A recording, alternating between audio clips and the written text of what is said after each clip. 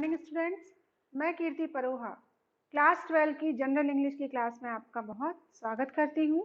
बच्चों, इसके previous video में हमने लेसन 11 जो कि टेक्सटुअल पार्ट का है, उसमें the rightful inheritors of the अर्थ के पार्ट 1 का अर्थापन समझा था कि किस प्रकार लेखक अपने घर में और उसकी जो पत्नी रहती है वो चूहों को मारने के लिए पॉइजन या जहर लेके आती है और उससे क्या क्या नुकसान होते हैं उसका हम पार्ट 2 में अध्ययन करने जा रहे हैं। तो बच्चे, आप अपनी टेक्स्ट बुक निकाल लें और जिस प्रकार से मैं समझाती जा रही हूँ उसके वर्ड मीनिंग्स भी आप एक नोटबुक में नोट करते चलें। तो चलिए शुरू करते हैं बच्चों। Dead rats rotted in the attic. Death was everywhere. The snatch spread all over the house, but the tender coconuts continued to fall. A fortnight passed. The coconut palm climbers then said, "The owls are the culprits. They peck at the tender coconuts." अब हम इसकी word meanings देख लें। Rotted यानी सड़ना, attic यानी अटारी, Fortnite पखवाड़ा, जैसे हम मंथ कहते हैं वैसे फोर्टनाइट यानी 15 दिनों के जो अंतर है उसको पखवाड़ा कहा जाता है या फोर्टनाइट कहा जाता है। 7 दिन को क्या कहते हैं? वीक कहते हैं। इसी प्रकार से 15 दिन को पखवाड़ा या फोर्टनाइट कहा जाता है। कल्प्रिट दोषी, पैक किसी चीज पर चोंच मारना। तो अब जब लेखक की जो पत्नी थी वो बाजार से जहर लेके आई और उसने जहर को बनाना, राइस, इन सब में मिला करके जहां जहां कोकोनट ट्रीज थे, जहां जहां एक्सेप्टेबल एरियाज थे, वहां पर उसने उस पॉइजन को रख दिया, जिससे बहुत सारे चूहे मारे गए। अब चूहे जब मारे गए तो ये कहाँ सड़ते हुए पाए गए? अटारी में, ऊपर वाले पोर्शन अटारी में पाए गए। डेथ वॉज एवरीवेयर, हर तरफ मृत्यु ही मृत्यु थी। The snatch spread all over the house, और इनकी चूहों के सड़ने की जो बदबू होती है वो पूरे घर में दुर्गंध उसकी फैल गई थी। अब चूहे मर गए तो अब तो नारियलों का गिरना रुक जाना चाहिए। But the tender coconuts continued to fall, लेकिन इसके बाद भी जो कच्चे नारियल या जो बिल्कुल कोमल कोमल नारियल थे वो भी अभी भी गिरते जा रहे थे। अ फॉर्टनाइट पास्ड, अब 15 दिन हो गए, 15 दिन इस घटना को बीत गए। The coconut palm climber then said, जब 15 दिन हो गए तो नारियल के वृक्षों पर जो चढ़ने वाला क्लाइंबर था उसने बोला, द ऑल्स आर द कल्प्रिट, जो उल्लू है वो क्या है? वो ही दोषी हैं। मतलब अभी तक लेखक और ये लोग मान रहे थे कि जो चूहे हैं वो दोषी हैं, अब उनको सच में पता चला कि कल्प्रिट या दोषी कौन है, अपराधी कौन है? ऑल्स यानी उल्लू हैं। They peck at the tender coconut, वो उस जो नरम नारियल के फल रहते थे उन पर वे चोंच मारते जा रहे थे। आगे देखें। But that was really an old saying, a myth they had heard from their fathers. The owl is not a vegetarian creature. After a couple of months, the real culprits were discovered, the bats. After dusk, huge bats come in swarms and cling to the tender coconuts. They gnaw into the tender flesh and have their fill of coconut water. After eating the kernels, they fly away gratified. अब क्या हुआ? But that was really an old saying, और एक पुरानी कहावत है जो हम लोगों ने अपने पूर्वजों से, अपने पिताओं से सुनी होगी कि जो उल्लू रहते हैं वो कैसे रहते हैं? वो शाकाहारी नहीं होते, वो शाकाहारी जीव नहीं होते। मतलब ऐसा नहीं लगा लेखक को कि उल्लुओं के कारण या ऑल्स के कारण नारियल गिर रहे हों। अब क्या होता आगे? After a couple of month, लगभग महीने बाद, 2 महीने बाद, the real culprits was discovered, the bats. अब बिल्कुल सच में एक अपराधी जो उसका दोषी था उसकी खोज कर ली, और वो कौन थे? बैट्स। बैट्स यानी चमगादड़। आफ्टर डस्क, डस्क मतलब जब सूरज ढलने लगता है, गोधूली बेला होती है, उस समय ह्यूज बैट्स कम इन स्वाम्स। स्वाम्स पक्षियों का जो झुंड होता है वो क्या कहलाता है? स्वाम कहलाता है।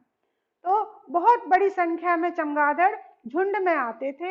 And cling to the tender coconuts, और वे अपनी चोंच उस नरम नारियल के फलों पर मारते थे। दे ग्नो इनटू द टेंडर फ्लैश, और वो नारियल के अंदर का जो गूदा होता था उसको वो खा जाते थे। And have their fill of coconut water, और नारियल का जो पानी होता था वो पी जाते थे। आफ्टर ईटिंग द कैरनल्स, जब वो उसका पूरा गूदा पानी शहद पूरा नारियल फल का जो हिस्सा वो खा लेते थे, दे फ्लाई अवे ग्रेटिव, तब वो संतुष्ट होकर के उड़ जाते थे। तो मतलब लेखक को ये पता चला कि जो नारियलों का गिरना है उसका वास्तविक दोषी चमगादड़ है। Let's buy a gun, said my wife. We can shoot bats, foxes, and polecats with it. Not me, I shall not be a party to that. The gun is a symbol of cruelty. It is the child of sin. Man should never have invented. Polecats, जंगली बिल्ली, cruelty निर्दयता, invented आविष्कार। अब बोलती है, उसकी पत्नी बोलती लेखक की, let us buy a gun, चलो अपन एक बंदूक या एक गन खरीद लेते हैं। वी कैन शूट बैट्स, और जैसे ही हमें चमगादड़ दिखेगा हम उसको मार गिराएंगे, उससे हम बिल्लियों को उससे हम लोमड़ियों को मार सकते हैं, और पोलकैट जंगली बिल्लियों को भी मार के भगा सकते हैं। लेखक कहता है not me, I shall not be a party to that. नहीं नहीं, मैं इसमें शामिल नहीं हो सकता, मैं इसमें हिस्सा नहीं लूंगा। क्यों? The gun is a symbol of cruelty. जो गन है, जो बंदूक है, वो निर्दयता का प्रतीक है। सिंबल यानी प्रतीक, वो निर्दयता का प्रतीक है। It is a child of sin, और ये अपराध की जननी है या अपराध का एक बच्चा स्वरूप है, इसलिए मैं इसका समर्थन नहीं करता। Man should never have invented it, मनुष्य को इसका आविष्कार नहीं करना चाहिए था। ऐसा लेखक अपनी पत्नी से बोलता है। My wife's cousin turned up one day with an expensive, grim-looking gun and said, within a 10-mile circumference, nearly 3,000 coconuts are being destroyed every day. There is no point in shooting the bats at this spot. On a little islet nearby stand an old temple. Next to it grow a pair of banyan trees. You can see at least 3,000 bats hanging on the two trees.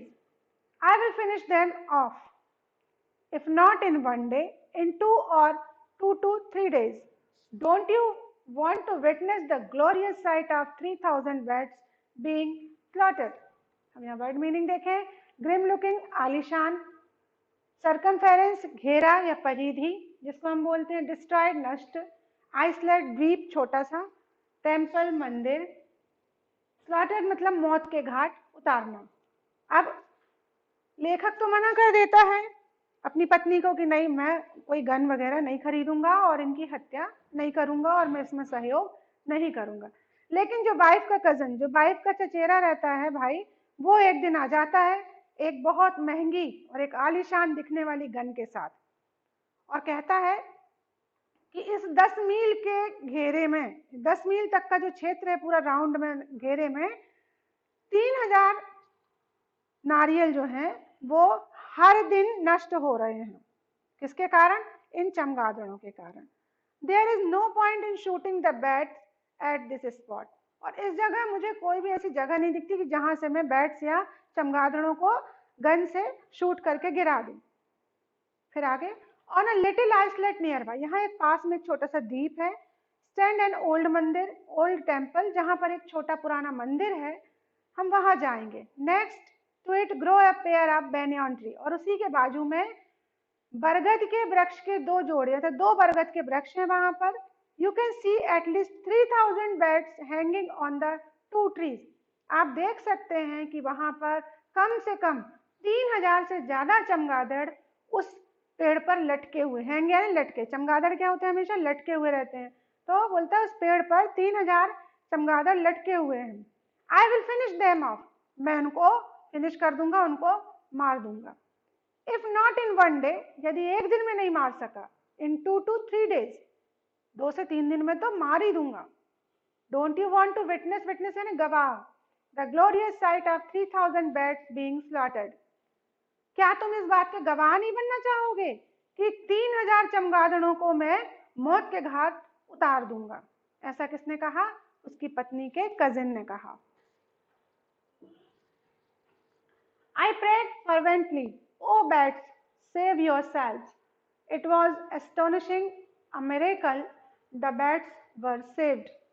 My wife and cousin returned shamefaced, terrified, deflated. Agitatedly, my wife said, "We just managed to escape my skin off our teeth. There are some houses around the temple. In a split second, about 100 people armed with lethal weapons surrounded us. They threatened to kill us if we shot at the bats. Do you know why? They believe that bats are the soul of our ancestors." अब यहाँ देखें word meaning astonishing, अचंभित कर देने वाला, miracle चमत्कार, terrified डरा हुआ, डिफ्लेटेड सहमा हुआ, डरा सहमा, एजिटेटेडली हिचकिचाते हुए, लेथल जानलेवा, एंसेस्टर्स पूर्वज। मैं जैसे ही उसके कजिन ने बोला कि मैं उन चमगादड़ों को मार दूंगा, लेखक ने हाथ जोड़कर उसकी बिल्कुल प्रार्थना की बहुत अच्छे से कि अरे चमगादड़ों अपने आप को बचाओ। इट वॉज एस्टोनिशिंग, ये बहुत अचंभित कर देने वाला था, एक चमत्कार, मिरेकल चमत्कार हो गया। द बैट्स वर सेव्ड, चमगादड़ बच गए। अब लेखक ने सोचा ऐसा कैसे हो गया कि वो तो मारने गया था और चमगादड़ बच गए। My wife and cousin return shamefaced, मेरी पत्नी उसका जो कजन था वो बहुत ही शर्मसार चेहरा लेकर के आए थे, जो कि टेरिफाइड यानी डरे हुए, डिफ्लेटेड सहमे हुए, और एजिटेटेडली यानी हिचकिचाते हुए। डरे सहमे और हिचकिचाते हुए मेरी वाइफ ने मुझसे कहा, we just manage to escape by the skin of our teeth, हम लोगों ने किसी प्रकार से अपनी जान को बचाया। ये जो शब्द है ना, to escape by the skin of our teeth, एक ही फ्रेज है कि जान को किसी प्रकार से बचाना, हर हाल में जान को बचाना, जान बचाकर भागना, जिसको हम हिंदी में बोल सकते हैं। There are some houses around the temple, wife ने बताया कि उस मंदिर के पास कुछ घर थे। इन अ स्प्लिट सेकंड, कुछ ही सेकंड में वहां से 100 पीपल, 100 लोग, आर्म्ड विथ लेथल वेपन्स, जानलेवा हथियारों के साथ आ गए और सराउंडेड अस, और हमको घेर लिया। दे थ्रेटेंड टू किल अस, उन्होंने हमें धमकी दी, मारने की धमकी दे दी कि if we shot at the bats, यदि हम लोगों ने किसी भी चमगादड़ को मारा तो वो हमें जान से मार देंगे। डू यू नो वाई, तुम जानते हो ऐसा क्यों? They believe that bats are the soul of our ancestor, उनका विश्वास है कि जो चमगादड़ हैं वो सोल यानी आत्मा है। किसकी आत्माएं हैं? एंसेस्टर, हमारे पूर्वजों की आत्माएं हैं। उनका ऐसा विश्वास था कि चमगादड़ हमारे पूर्वजों की आत्माएं हैं और यदि आपने इनको मारा तो हम आपको मार देंगे। इस प्रकार इस चमत्कार से जो बैट हैं, जो चमगादड़ हैं, वो बच गए। I took a decision then. In no uncertain terms I said, bats are not the souls of our ancestors, but they are one among God's many creations. Let coconuts be destroyed, that doesn't matter. Let us be satisfied with what we get after they have taken their share. Then certainly have a right to the coconuts. They too are part of Almighty's creation, as are the palms. Remember the ancient right that God bequeathed at the auspicious moment of creation. All living beings are the rightful inheritors of the earth. अब देखें, I took a decision then, मैंने तभी एक निर्णय लिया बिना किसी अनिश्चितता के कि bats are not the souls of our ancestors, जो चमगादड़ हैं वो हमारे पूर्वजों की आत्माएं नहीं है, but they are one among God's many creation, लेकिन ईश्वर की बनाई गई कृतियों में से ये भी एक कृति है। लेट कोकोनट बी डिस्ट्रॉयड, ठीक है, नारियलों को नष्ट होने दो।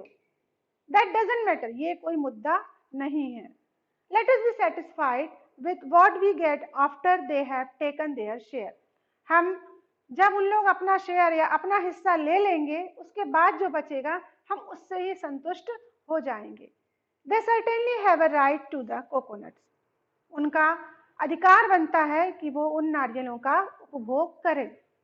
They too are part of Almighty's creation, वे भी हमारे इस सर्वशक्तिमान ईश्वर की कृति हैं। As are the palms, जिस प्रकार नारियल के पेड़ हैं। Remember the ancient right that हमको उस पुराने अधिकार को नहीं भूलना चाहिए। गॉड विक्रेटेड, जब ईश्वर की जो वसीयत है उसमें क्या लिखा था, the auspicious moment of creation, जब ईश्वर अपनी कृतियों को बना रहा था उस पवित्र समय पर ईश्वर की वसीयत क्या थी या ईश्वर की इच्छा क्या थी, ऑल लिविंग बीइंग्स, जितने भी जीवधारी इस पृथ्वी पर हैं, आर द, सब हैं, rightful inheritors of the earth, पृथ्वी के वास्तविक उत्तराधिकारी हैं। जितने भी हैं वे सभी सच्चे उत्तराधिकारी हैं। इसका मतलब कि सिर्फ मनुष्य ही नहीं जो इस पृथ्वी की चीजों का उपभोग कर सके, सभी लिविंग बीइंग हैं वो इसके राइटफुल इनहेरिटर्स हैं। ये लिखा है वेकम मोहम्मद बशीर ने। थैंक यू बच्चों, ये था आपका लेसन नंबर 11। नेक्स्ट वीडियो में हम क्वेश्चन आंसर डिस्कस करेंगे। और हाँ, एक बात, कौन कौन से पार्ट्स आपके 12th के जनरल इंग्लिश के सिलेबस से रिमूव किए गए हैं उसका भी हम डिस्कशन नेक्स्ट वीडियो में करेंगे।